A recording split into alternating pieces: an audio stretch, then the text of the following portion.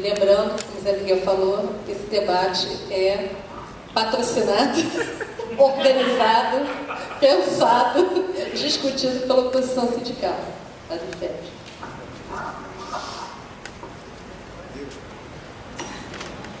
Bom, boa noite a todos e todas. É um prazer estar aqui. É fundamental que a gente comece exatamente reforçando isso, né? Seria muito bom que nesse momento a gente tivesse uma entidade representativa dos professores que estivesse fazendo contas, né?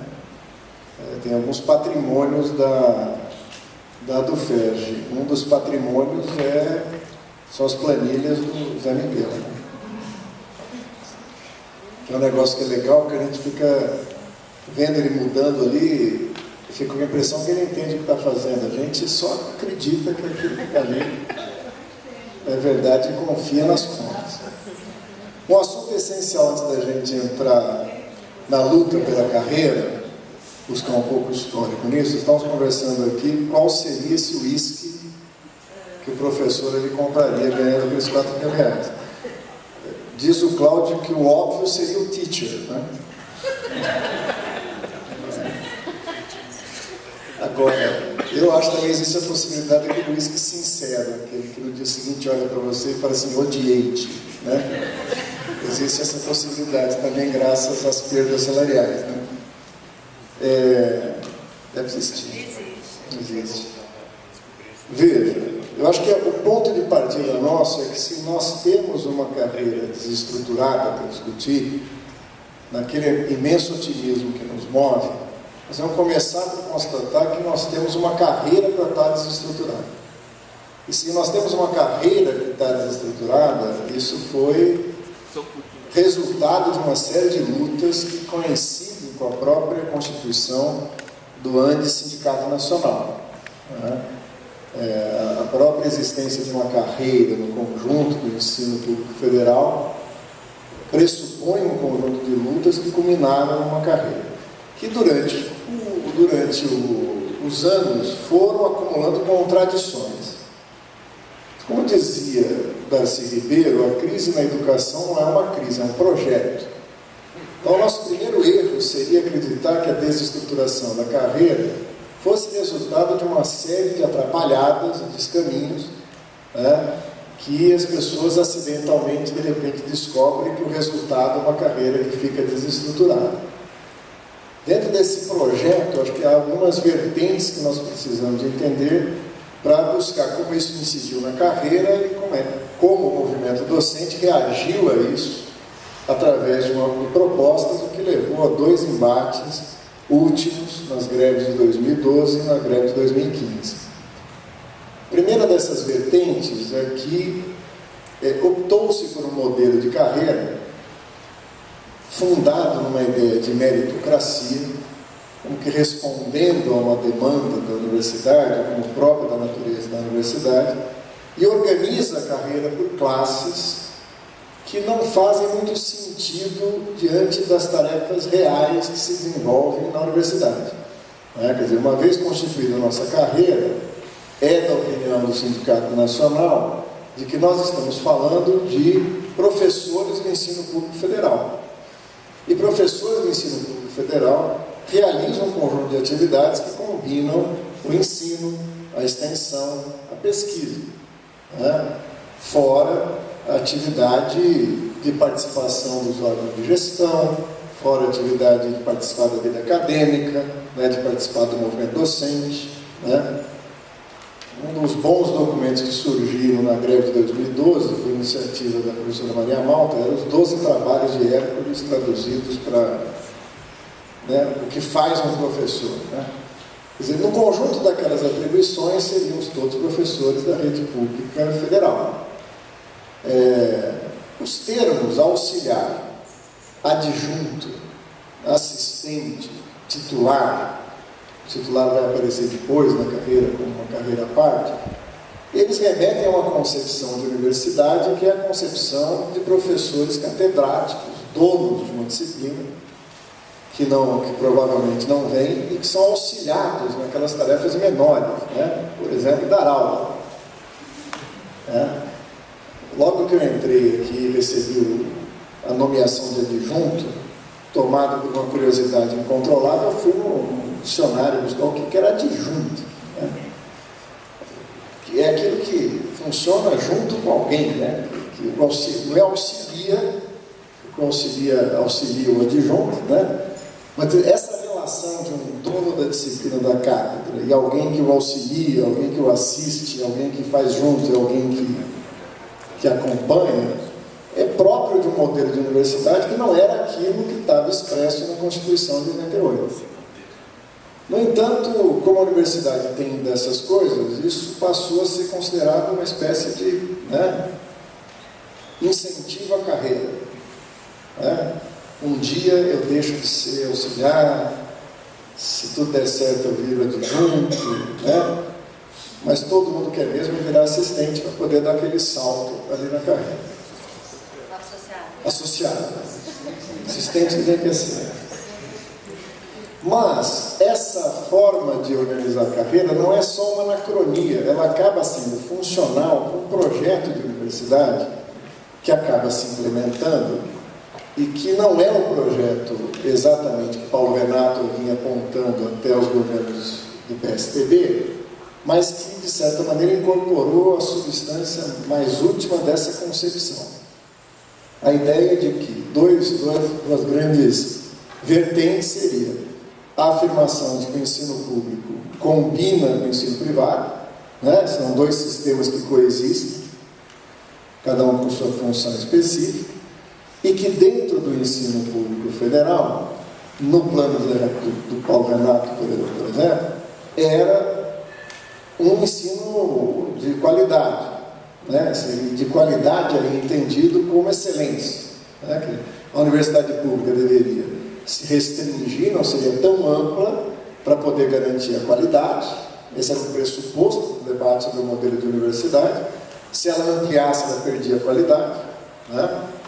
Falta um pouco de dialética nas categorias filosóficas que pensam em educação, né? Aumentar a quantidade necessariamente perde a qualidade. E isso implicaria, portanto, no caráter supletivo de uma educação privada para dar conta dessa quantidade. Nessa perspectiva, faz sentido você pensar, então, níveis de excelência, remuneração mais alta no topo, né? E uma coisa mais sedimentada na base da carreira para garantir aquele ensino. Os governos petistas não romperam com essa lógica, mas trouxeram para dentro dela a hipótese de que era necessário expandir o ensino universitário público, ainda combinando com o ensino privado, né? Logicamente financiando o ensino privado, mas o ensino público federal deveria ter pelo menos alguns aspectos diferenciados. Um deles foi a expansão da rede. Mas essa expansão da rede era entendida mantendo o pressuposto do projeto de Paulo Renato, ou seja, que nessa expansão teriam universidades mais vocacionadas para o ensino e universidades, ilhas de excelência para garantir as diferentes funções que a universidade deveria cumprir. Isso impactou diretamente na carreira, né? Isso autoriza e mantém e reforça a ideia de uma carreira na base de um grande número de professores para garantir as aulas, né? Vamos dizer assim, auxiliar as aulas a acontecerem, enquanto aqueles professores lá em cima, no topo da cadeia alimentar, estariam dedicados à pós-graduação, à pesquisa, à inovação, ao desenvolvimento tecnológico, e esses melhor remunerados. Evidente que, supletivamente a isso, a remuneração viria da venda de serviços, das fundações, das parcerias, o que garantiria o recurso para esse topo da cadeia da carreira funcionar. Então, o primeiro elemento é que essa manutenção dessa lógica de carreira não é acidental, ela é coerente com o modelo de universidade que se busca alcançar.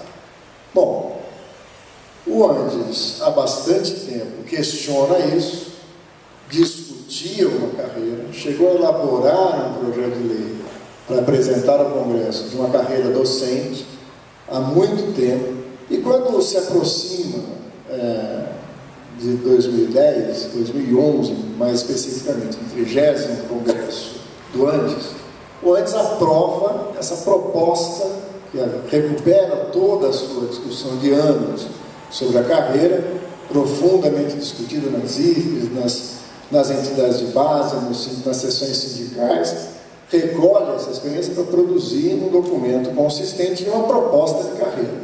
Né? Quais são as distorções identificadas? Que Zé Miguel aponta muito claramente algumas delas. Né? A primeira distorção que é apontada é a defesa de uma carreira única. Né? Em algum momento, não apenas contentes em cindir a prática educacional em ensino técnico de um lado e ensino de outro, né? Quebrando o que talvez seja mais essencial uma proposta integrada de ensino, né? Separam isso em duas carreiras e, portanto, a proposta era a reunificação das carreiras. Em cima de que argumento? Todos somos professores do ensino público federal, né? Independente do nível, né, de ensino, se é básico, se é universitário, independente disso ser direcionado à formação técnica e tecnológica ou ser direcionado ao ensino. Né? O segundo elemento é que a forma de evitar as distorções que foram acumulando entre professores da ativa e professores aposentados. Né?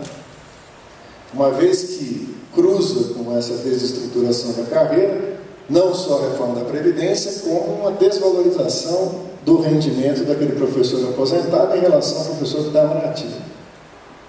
O terceiro elemento que é apontado como uma distorção séria na carreira é essa pulverização de rendimentos além, ou de remunerações além da remuneração básica, ao ponto de gerar uma retribuição, né, que é a GEMA, né, gratificação especial, que é o E, especial, específica para exercício do magistério. Eu sempre achei estranhíssimo. Você é contratado para ser professor e você recebe uma gratificação extra para ser professor, né? Exercer o magistério, né? Então, não tem sentido. Então, a nossa reivindicação aí nessa direção era uma única linha no contra-cheque, maneira como os cariocas chamam erradamente o olerite, é o contra-cheque. Uma linha só. Então, aquilo que Zé Miguel dizia, olerite é uma coisa mais brasileira, mais regional. É mais chique, você recebe o olerite, né? Dá a impressão que seu salário cresce, pelo menos um pouquinho. Foi da piada, esqueci o que eu estava falando. Assim, é uma linha só. Né? Então, é um risco muito grande e mais do que isso. A ideia não é simplificar para ficar mais fácil, mas de considerar o princípio fundamental, que é uma unificação de todo o rendimento numa única linha. Outro elemento que apontava como uma distorção séria era a lenta descaracterização da dedicação exclusiva. Né? E o primeiro movimento que se faz nessa direção é remunerar a dedicação exclusiva da mesma forma, aproximando-se da ideia de 40 horas. Né? Quer dizer, então, 40 horas passa a não ser o dobro das 20 horas e a dedicação exclusiva não é nada que distancie da 40 horas. O que gera a possibilidade do professor considerar mais vantajoso ter 2 contratos de 20 horas do que ter um contrato de dedicação exclusiva. Agora, isso também não é acidental. Né? A lenta descaracterização da dedicação exclusiva visava abrir claramente a porta para as outras fontes de financiamento. Né? Quer dizer, o professor não tem mais a dedicação exclusiva e, portanto, pode vender serviços, trabalhar em outros lugares, compor sua jornada de maneira mais, como gostam de usar esse termo, flexível. Né? Evidente que isso está ligado ao projeto de mercantilização, projeto de venda de serviços, de privatização da universidade, de quebra do financiamento público da universidade. Portanto, essa para nós é um eixo central na luta de garantia e valorização da dedicação exclusiva e da proporção exata entre 20 e 40 horas. Passava pelas questões de remuneração propriamente dito, mas existia que aí o José Miguel já falou bem, mas existia claramente algo que o José Miguel também apontou, que era a ideia de tornar a carreira mais homogênea. Ela foi se descaracterizando, né? Não apenas pelo degrau entre cada uma dos níveis da carreira, mas entre os estágios, né, de auxiliar, de adjunto, de assistente para titular. Isso vai se descaracterizando. Isso se aprofundou muito por reajustes desnivelados, né? O reajuste imediatamente anterior a 2012, de longa data, havia criado uma distorção muito grande, né? De maneira que dentro a inflação não é igual para todos, né? A gente consegue ser desigual na desgraça, né? Então, tinha camadas da carreira que sobreviveram à inflação, camadas que perderam um pouco e camadas que perderam muito. Então, se havia as que estudaram direito, né? As que foram fazer o movimento docente, né? E aí vão se descaracterizando, vão abrindo fossos dentro da carreira. De maneira que dentro da mesma carreira há uma desigualdade muito grande de condições salariais e também cruzados pela reforma da Previdência. Vamos lembrar que a gente tem uma carreira onde professores que se aposentavam com salário integral, professores que já se aposentavam com uma parte do último salário, e de repente uma mudança na legislação que vai colocar a obrigatoriedade da FUPRESP e professores se aposentando com o piso da Previdência, não é? Então, isso gera, portanto, uma carreira muito desigual, não homogênea. A proposta do antes para enfrentar isso era uma carreira que tivesse 13 níveis, né, do 1 ao 13, com um degrau de 5% em cada um deles, com critérios claros de progressão e unificado na carreira EBTT e na carreira do magistério superior, numa única carreira de professor do ensino público federal. Isso, nós sempre fomos acusados de caminhar no sentido contrário da meritocracia, de não ver o esforço pessoal dos professores, progressão automática, sem avaliação, né? Para promover os medíocres, né? A pessoa entraria e de repente poderia se aposentar no final da carreira. Os vagabundos só querem saber de sindicato, quem mais? Né? Ou seja, a ideia é que isso antes era acusado de desestruturar a carreira, desincentivar a carreira. A proposta do antes apresenta todos os critérios de progressão, né? Com a produção acadêmica, com a exata combinação da extensão, do ensino e da pesquisa, né? De uma avaliação por seus pares, de uma avaliação apresentando projetos de trabalho em cima dos quais pudessem ser avaliados no desenvolvimento desses projetos, uma série de critérios, também o tempo, né? Em que dos interstícios bem claros, conhecidos e regras fixas, né? Mas o fundamental dessa carreira funcionar é que ela tem que ser uma carreira que oferece as possibilidades de progressão e dá as condições para que se progrida, né? É diferente, é mais ou menos o seguinte: se o nosso plano de carreiras vai ser uma medalha de ouro, já que estamos falando das Olimpíadas, né? Você não pode chegar e falar para os professores o seguinte: ó, todo mundo vai agora, pode chegar à medalha de ouro, mas só tem uma para cada prova, né? Então a carreira vai assumindo a forma de uma pirâmide, né, de postos que vão ser acompanhados, mas que não há para todo mundo. Então essa ideia de uma carreira que vai se afunilando seria substituída na proposta do antes por uma carreira que as condições para que um professor que entre hoje na carreira, depois de uma vida média útil, ele poderia chegar até o final da carreira, ele poderia não chegar, né? Não é que essa progressão seria automática e inevitável, mas ele teria todas as condições de, cumprindo as tarefas, se aposentar no último ponto da carreira. Isso também não é acidental. O governo não quer isso, porque ele não quer todos os professores da universidade se aposentando, ele quer criar barreiras físicas, né? Coerente com o seu modelo de muitas universidades vocacionadas estritamente no ensino, algumas ilhas de excelência dentro de universidades em que tem produção de inovação, de ciência e tecnologia, de pós-graduação, etc. E tal, né? Então, isso se materializa em indicações muito precisas na proposta de carreira do governo, né? Que é a prioridade de vínculo da pesquisa à pós-graduação, né? Ignora-se que é possível desenvolver pesquisa na extensão, que é possível desenvolver pesquisa no ensino básico, que é possível desenvolver pesquisa no ensino, né? Localizando a pós-graduação quase como uma exigência, né? Para que se possa progredir na carreira. Diante disso, se apresentou essa proposta, ela foi discutida em todo o Brasil, durante todo o ano de 2011, enfaticamente. E para que nós entendamos a greve de 2012, ela eclode exatamente porque o governo, no início de 2011, recebe a proposta, fala assim, é muito interessante essa proposta, vamos manter uma mesa permanente de negociações. E se estabelece um calendário. Logo após isso, nunca mais fomos recebidos.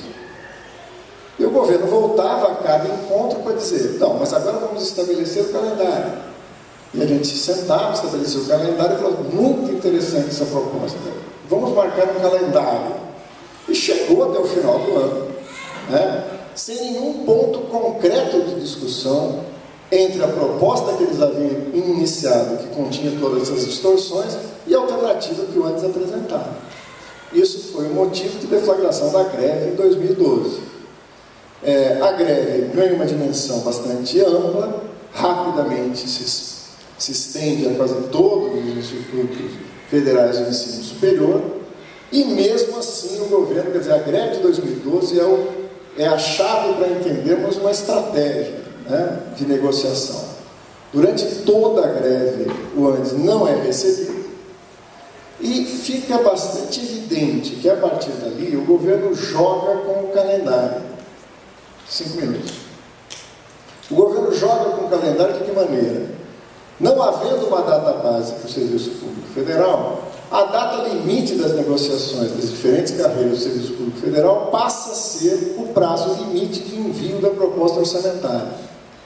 Então o governo usava isso como uma chantagem permanente, né? Quer dizer, naquele momento em que a proposta orçamentária é remetida ao Congresso, fechou-se a negociação com as carreiras. Tudo que se tiver que ser negociado, negocia até agosto, é isso? 31 de agosto, a suposta data. Isso faz com que o governo aposte no esvaziamento das greves. Então, apesar da nossa proposta ter sido apresentada, apesar de no final já ter sido aceita a ideia até de uma contraproposta ser encaminhada ao governo, o governo fecha as negociações, não aceita abrir as negociações nos termos apresentados pelo antes, encerra as negociações com um acordo unicamente assinado pelo PROIFES, não assinado pelo antes Sindicato Nacional. O interessante, para que a gente entenda isso, é que isso acabou, na sequência, sendo aprovado como lei, já modificado por várias das coisas que nós apontávamos como... Não era nem no sentido de discutir que a proposta do antes era melhor que assim, qualquer observador isento perceberia. Mas havia erros graves na proposta encaminhada pelo governo, erro de conta, né? Nesse sentido, a proposta vai ser alterada logo depois, antes de ser enviada, e finalmente vai ser aprovada. Quando ela é aprovada, veja, o que nós vivemos entre 2012 e 2015 foi a configuração dessa desestruturação intencional da carreira. Nós vimos isso se agravar profundamente.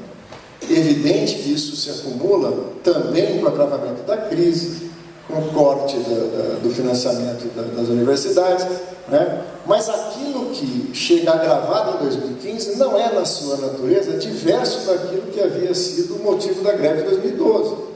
Se nós lembrarmos os 3 eixos centrais, os salários, né? As condições de trabalho e a carreira.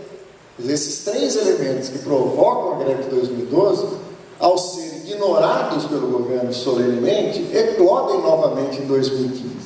Né? Mas o que nos dizia em 2015? crise. É uma infantilidade, novamente, o antes tentar fazer uma greve para novamente discutir isso.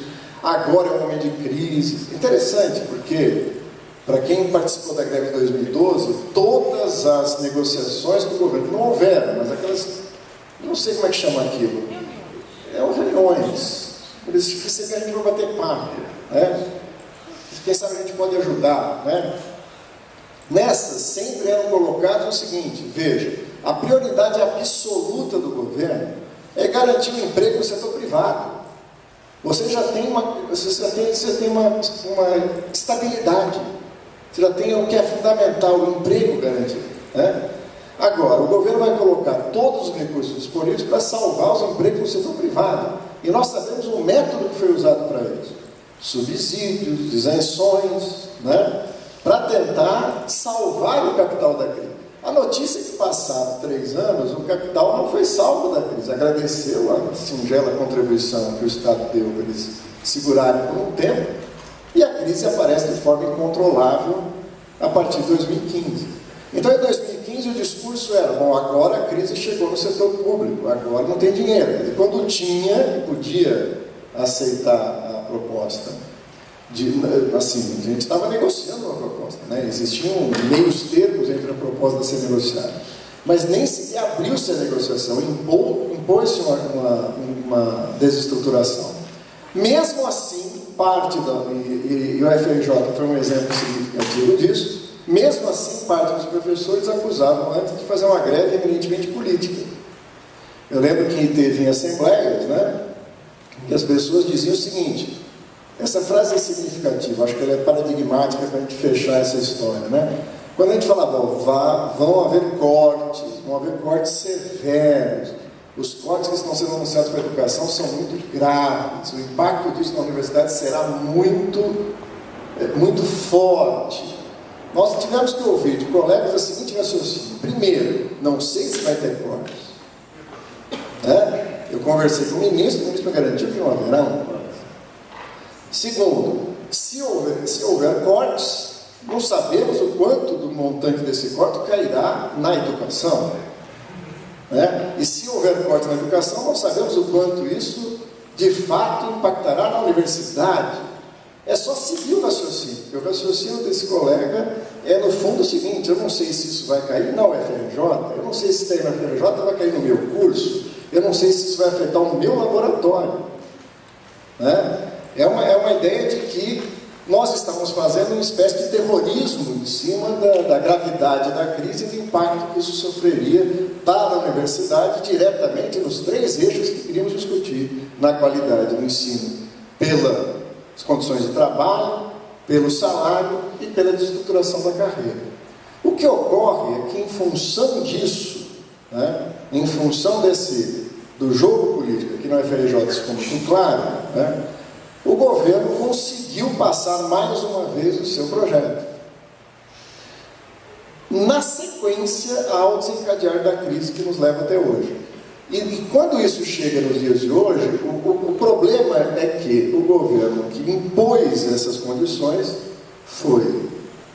sofreu um impedimento, troca-se o governo, e o governo de plantão não tem dificuldades em seguir essa lógica pelos passos que haviam sido dados pelo governo anterior, né? De certa maneira, desarmando e quebrando a resistência do movimento docente como condição essencial para implementar esse programa de desmonte da universidade. Aquilo que está projetado, por exemplo, nos projetos de lei 257 e outros, né, apontam claramente para a ideia de que a fronteira do avanço da mercantilização tem que chegar na universidade. Então, quando nós vemos, por exemplo, o desmonte da Universidade Estadual do Rio de Janeiro, quando a gente vê o desmonte de outras universidades, nos parece muito claramente a ideia de aprofundar a crise até um ponto de sucateamento para vender uma solução.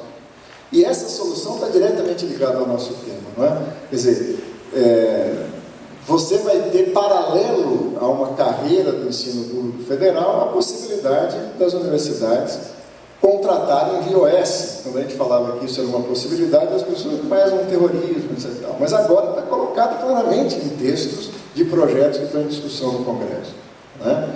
Ao mesmo tempo, a relação com fundações, a relação com outras formas de financiamento vão impactar em profissionais diferentes trabalhando dentro da universidade, profissionais recebendo por fundações, profissionais recebendo, né? Quer dizer, não é mais um expediente para um determinado tipo de professor numa determinada área.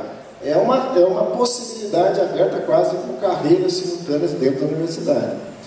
A ideia das fundações, das parcerias público-privadas, contratando por CLT. É o que na prática se implementa com a EPSER. Né? Mas isso que era específico de, supostamente, uma crise de um setor, né, pode ser um modelo onde pensar formas de contratação na universidade. E é evidente que aí é uma leitura de hierarquização. Que universidades são, que cursos na universidade são deficitários?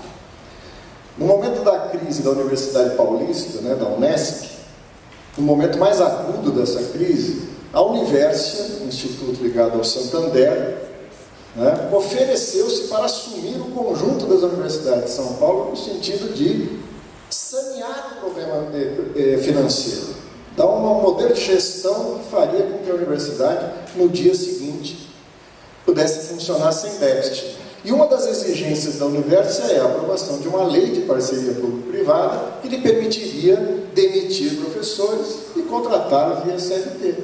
E aí fica fácil. O seu curso é deficitário, né?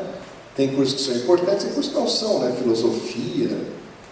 O pessoal chega ao exagero de tentar montar uma coisa de dança, né? Então, dançar, você liga a música e dança, ele fica, né? Inventando ciência nisso, né? Então, não precisa tudo isso, né? Contrata os oficineiros, né? Contrata os oficineiros e resolve o problema. Quer dizer, qualquer ONG faz isso, né? Serviço social. É um absurdo, né? Gastar o que se gasta para formar um assistente social. Basta formar um trabalhador, né? Um trabalhador social, faça algumas tarefas técnicas, ele cumpra a coisa. Então, isso não é apenas um projeto para precarizar a atual forma da universidade. É um projeto que ocupa o lugar de uma forma universitária. E se a gente viaja pela América Latina, tem vários países que aplicaram isso. E que estão numa situação terrível, né? Uma companheira da Universidade de Buenos Aires dizia que uma porcentagem considerável dos professores, hoje professores da Universidade de Buenos Aires, da UBA, são voluntários.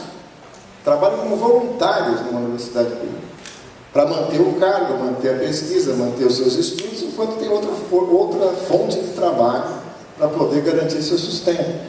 Então, nós estamos numa situação onde aquilo, com todos os problemas, que é o ensino público federal, pode ser sucateado no curtíssimo prazo, até sua inviabilização, e a solução vendida é uma combinação de carreira pública com carreira pública e privada na transição das leis do mercado, acabando com esse despautério que é ter carreira pública, estabilidade no emprego, progressão, direitos, não é? Então é isso que a luta do movimento docente detectou corretamente e se mobilizou, e é a nossa grande tarefa de mobilização nas lutas que se seguem, né? Tanto a greve de 2012 como de 2015 tem que ser entendido como greves de resistência a isso que havia se apontado.